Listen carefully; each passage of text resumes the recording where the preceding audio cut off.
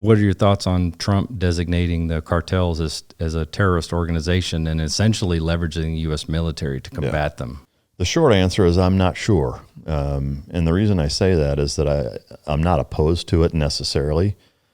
But that's one of those things where if I really take a step back and before I just kind of default to the like AA personality, special operations, slap your on the counter, ego-based, like, yeah, let's go these guys up kind of thing, is think, okay, before we do that, is there a smarter way to accomplish, what is the goal, right? The goal is to stop massive amounts of illegal narcotics streaming across the border completely unfettered, if you will. Okay, so is that the smartest way to accomplish that, is to say, okay, we're going to designate these guys as terrorist groups, and now we're going to use American special operations and the full brunt of all of our nation's intelligence agencies, our SIGINT, our COMINT, our HUMINT, the full brunt of the way that we would attack ISIS or Al-Qaeda or whoever overseas, is we're going to put that same kind of pressure on them. I would ask, okay, well, first, from a success standpoint and replicating success is look at what the current threats are from a terrorist standpoint. Look at the amount of money, manpower, resources that we've put into fighting terrorism. Now, have we defeated it in some ways? Yes. If you look at from a global standpoint, like, have we stifled that methodology at all? I don't think so. You could argue we've made it worse. So to me, like, that's a big strike in the con column for defaulting or starting out with that as an option. I wouldn't remove that from the table. I'm certainly not scared to do that, but you do have to realize the fucking mess that's going to come out of that, because those guys aren't chumps. They're at least as well funded, if not considerably better funded than terrorist organizations, right? They're also a lot closer. We're not talking about, thousands. That's a great point. Yeah, thousands. You're not talking about thousands of miles of ocean separating us, where it's way harder for ISIS. Well, they can come to Mexico and walk across at this point, and I know a lot of them have in the last 4 years. That's another topic we can discuss. But to me, again, it's like the Sun Tzu art of war, is that you got to know your fucking enemy, know what they're capable of, and so to me, like, doing that as a step one, I think, is akin to, trying to mop up the floor of a bathroom where the toilet's overflowing while the toilet is still overflowing. It's the same analogy I would use with trying to debate, immigration policy when the border is wide open. I think step one is you got to close the fucking border. I think before we really attack making, as impenetrable of a border as we can possibly make, even having that discussion is a waste of fucking time, because while that's open, if you attack them, right, it's like fucking cockroaches. You look at Afghanistan-Pakistan border as a classic example. What happened? Well, they went to Pakistan. What's going to happen? You start attacking them there. Where do you think they're going to go? They just keep, they're going to fucking come here. Right. And they're going to come here and they're going to bring the fight. You're going to see fucking congressmen getting assassinated. You're going to see their kids getting fucking kidnapped. You're going to see all kinds of gnarly shit don't play by the rules. Yeah, that I'm not sure that this country's ready for.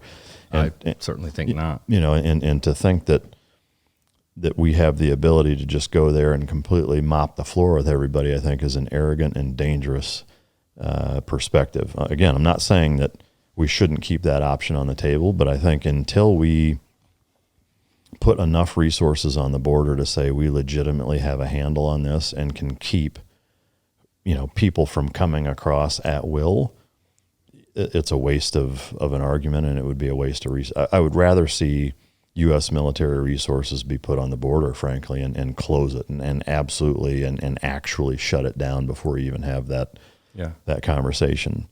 At that same time, I would put a similar amount of resources into finding the bad actors that are currently in this country and getting rid of them. I don't think it makes sense to try to round up everybody who's here illegally, because there's tens of millions of people that fall into that category. And I think you got to prioritize in the same way an ER doctor would triage a bus crash.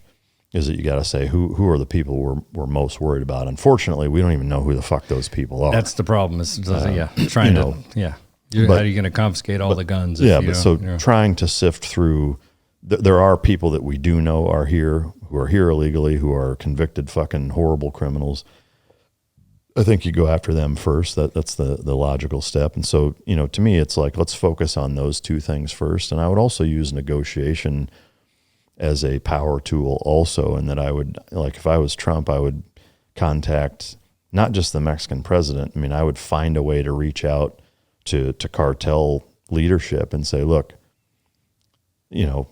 we can fucking go this route if you guys want. It's going to be bad for both of us.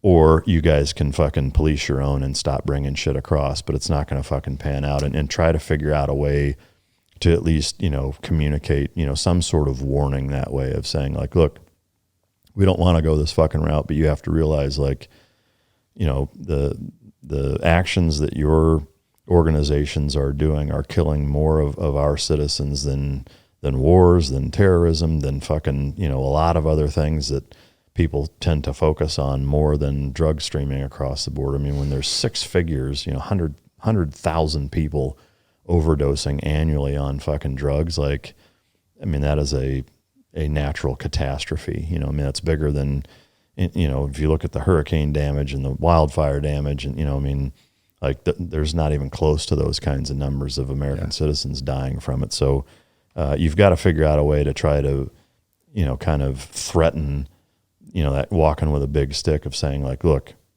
again, we can go down this road if you want, but it's going to be fucking bloody, and we won't stop if you don't fucking, stay at it. So I think I would do those things first. I love the idea of sitting down and having that conversation, even with the Mexican president and the cartel leaders. And because it's not like they're not in bed together. I mean, right. Well, and that's the other part of the problem is I think there's so much money in federal funding for programs, for everything else that, undoing a lot of that has been the conspiratorial claim anyway. And I damn sure guarantee you that it's making Mexico a lot of money. Yeah.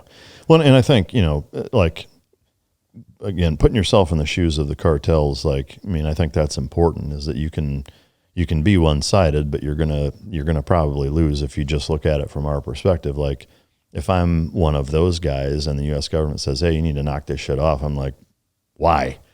Right. What's my motivation to stop doing it? It's what they do. I mean, it's not like they go take the secondary job out. So to me, the best, I mean, I do think it's still important to communicate that to them so that they know, like, hey, we're not fucking around. Like, we're going to warn you and say, like, look, here's the deal. But to me, putting pressure on Mexico as a country, as a government, of saying, if you guys don't actively at least try to stop it, and it's very obvious that you guys are putting in a lot of effort, and I know it sucks for you guys because it definitely does. It's a rock and a hard place, but tough shit. Like, you've let your country get to this point. Like, that's not our problem; it's your fucking problem. But we're going to make it our problem if you don't do something. And I would use, trade imbalances and find ways to incentivize them and basically force them, to at least tackle the problem to the best of their ability. And I know it would suck, but to me, it's kind of like layers of an onion. There's not one solution. I see, people saying, "Oh, just designate them as terrorist group and fucking, send Delta Force after them." And it's like, I don't think that's going to solve the fucking problem. Well, it doesn't eradicate the trade. That's the problem. Yeah, the demand get rid of is Escobar, there. and then is that the end of the cocaine trade? Well, yeah, I mean, you cut the head off, and another, 5 more grow back. So yeah, I mean, like, I think that perpetuates combative operations with our southern neighbor, which is not desirable. Yeah. And so I think you've got to take a multi-step approach. But again, until you shut the border down, I don't think really any of it matters, because it doesn't matter. Like, even if you completely defeated them or decimated them to a point where they were retreating, like, where are they going to retreat to? Here, right? Or at a minimum, like, they have the ability to, if you're putting pressure on them there, to come here. And I think nobody wants that, so that definitely would worsen it. Yeah. I mean, you've got to just shut the fucking border down. Like, it doesn't seem that complicated to me, but anyway, it's kind of a long tail on that kite answer. Well, no, I think it's a terrific answer. And like I said, it's just been the politics and the money that's coming in and out of both countries based on that. But if you have somebody that's dedicated to doing that, I think that's a great place to start. And you could at least make some progress in different areas and maybe pivot from there and figure out. Yeah. I don't know what you negotiate with people that are going to do it regardless, because that's kind of where we're at. Yeah. I mean, I guess maybe negotiate isn't even the right word. It's more of a the same way, when Reagan came into office and, basically, I mean, fuck, Trump's already done it for that matter. I was going to use Reagan and Libya as an example, but, Trump's done it with, I mean, look, Hamas and Israel signed a peace treaty today, as a matter of fact, and when the day after Trump got elected, you look at a lot of these things. I mean, that was one of the first things they said is like, hey, we're ready to negotiate now. Like the second he gets elected, like that tells you a lot. Yeah. So, by kind of carrying that big stick and saying like, hey, we'll give you a chance to fucking not have to, for both of us to have to fucking bloody ourselves. But if it comes to that, we will absolutely fucking do it. And unlike the current administration, we will take the fucking gloves off and we will come at you with every fucking thing our government has, including airstrikes.